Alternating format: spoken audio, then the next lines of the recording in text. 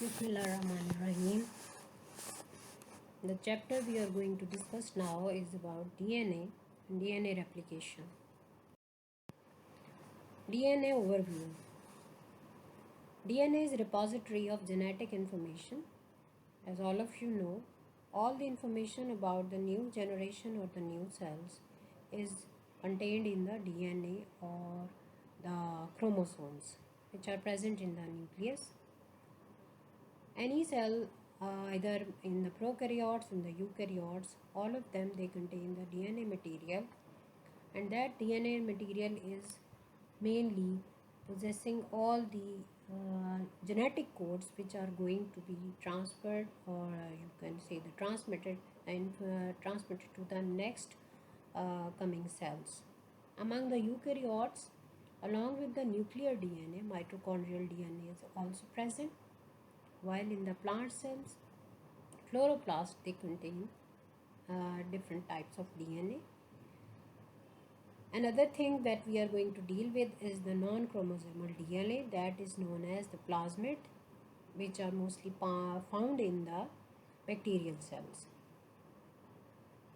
One thing is very important, that among all these cells which are containing the information about that particular cell, they are going to replicate, and through mitosis they are going to deliver their information to the new or daughter cells. While in the case of meiosis, or in the case of fertilized egg, the information from the parental DNA is transported or transmitted to the new incoming offspring cells. So the information through the fertilized egg is going to transmitted to the next coming new cells. DNA replication is actually the multiplication of the cells. Along with the cellular division, the DNA also gets divides or and then further replicated with the help of replication process to increase the number of cells and give rise to the new progeny. Central dogma. Central dogma is mainly, it is the flow of information from the DNA to RNA and then to protein synthesis in the terms of molecular biology. It is very descriptive in all organisms, with the exception of viruses that have RNA as the repository of their genetic information. As you can see from the DNA replication, the own type of DNA is being produced. After that DNA being produced, that is going to deliver its information in the form of genetic code to the RNA, and the process is known as the transcription. This transcription is the main coding process of RNA from the DNA. Next, the decoding of the RNA into the protein is processed in the form of translation. That translation is processed with the help of ribosomes and RNAs. This is the simple definition and the simple kind of central dogma. In the advanced type, there are also reverse transcription phenomena being found, that is observed in the viruses, where the RNA is going to back transcribe, or you can say reverse transcribe, the DNA. The detail of the reverse transcription will be discussed in the later topics. This is elaboration of the central dogma. To pass the DNA information, we need to get DNA gene information from the nucleus to the cytoplasm. All of you know that whenever there are some information in the central part of the cell, or the central, you can say the center of the activity, that is transported through some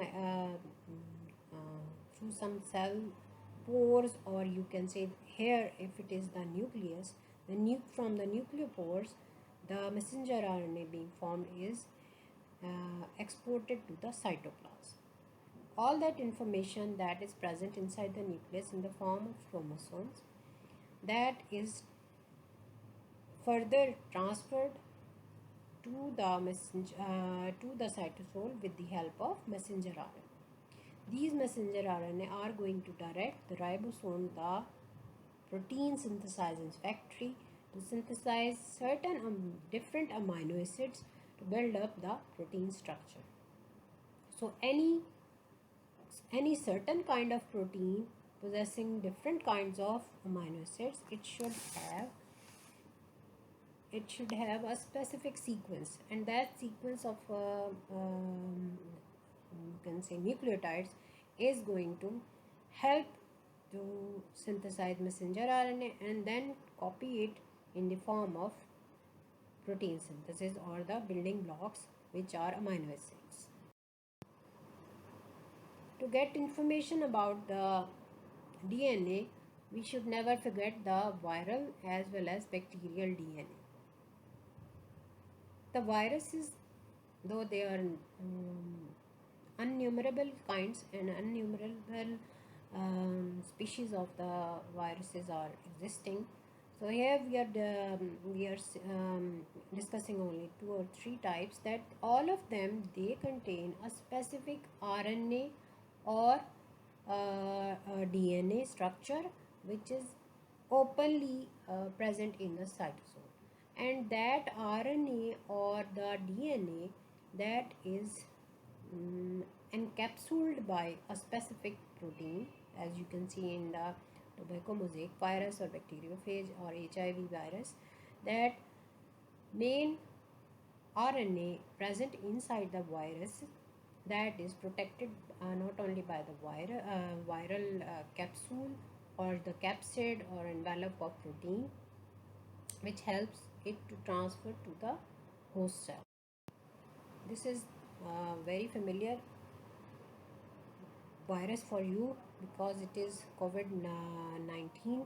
It also possesses, these all are the anchoring proteins, while inside the capsule these are present the RNA which contain the information, and this information or this RNA is being used by the host cell when it incorporates inside the host cell to transcribe the reverse transcription, and then further the host cell will be producing the proteins or the instructions of the viral DNA. A brief picture of bacterial DNA. It is also present inside the cytosol in open form. It is known as the nucleoid because it is not encapsulated, or it is not surrounded by any kind of membrane. Now comes primary structure of DNA. To understand the replication, to understand the mitosis, first we have to go on the basis of the DNA structure. जब तक हमें इसकी basic structure और उसके ingredients नहीं पता होंगे, हम उसकी नेक्स्ट फॉर्मेशन को एक्सप्लेन नहीं कर सकेंगे. So primary structure of DNA. In the primary structure, you can see 2 or 3 main molecules are present. Number 1, nitrogen containing bases, which are projecting out from the backbone. Next, sugar phosphate backbone of the DNA strand. You can see the orange ribose structures. Next, phosphodiester bond links the deoxyribonucleotides. This whole structure is a nucleotide. It contains nitrogenous base, ribose, and phosphate molecule. These 3 main ingredients, they form a nucleotide. And how these are nucleotides going to bind in a chain to form a polynucleotide chain? This we are going to study in the next slide. But basically you should understand that all the nitrogenous bases, they are being synthesized. Nitrogenous bases, they are being bound to the ribose, deoxyribose, and this deoxyribose is going to attach phosphate bond. Here you can see the carbon number 5, it has the phosphate attached here, while on the other hand, on the third carbon of the ribose, the other phosphate bond is attached. So 5 prime to 3 prime, this is the formation of phosphodiester bond. This is the main reaction of formation of phosphodiester bond. Here you can see the nitrogenous base, whatever it is bonded to the ribose molecule. That ribose molecule also contains the one phosphate bond at the 5 carbon. This is a one nucleotide. Next comes the other nucleotide. It also possesses the same kind of the ingredients or the molecules, but nitrogenous base is different. To condense both of them, water will be removed from the hydroxyl or the third carbon substitution, and then from the phosphate bond also. Elimination of water from this position leads to the formation of phosphodiester bond. Why it is called the phosphodiester bond? Because it has two ester bonds placed here between 5 prime and 3 prime, while the direction of the formation of phosphodiester bond is from 5 prime to 3 prime.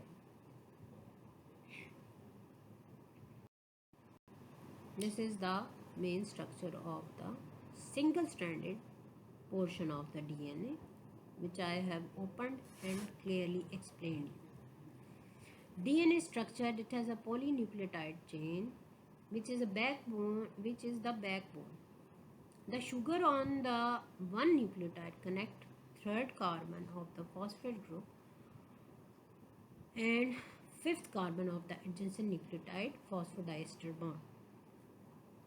Second important thing is the bases.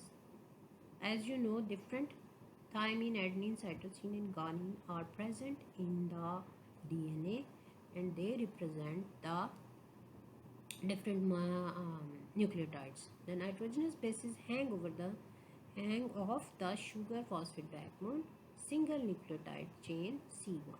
At the C1 position, the nitrogen bases, they are hanging towards outside.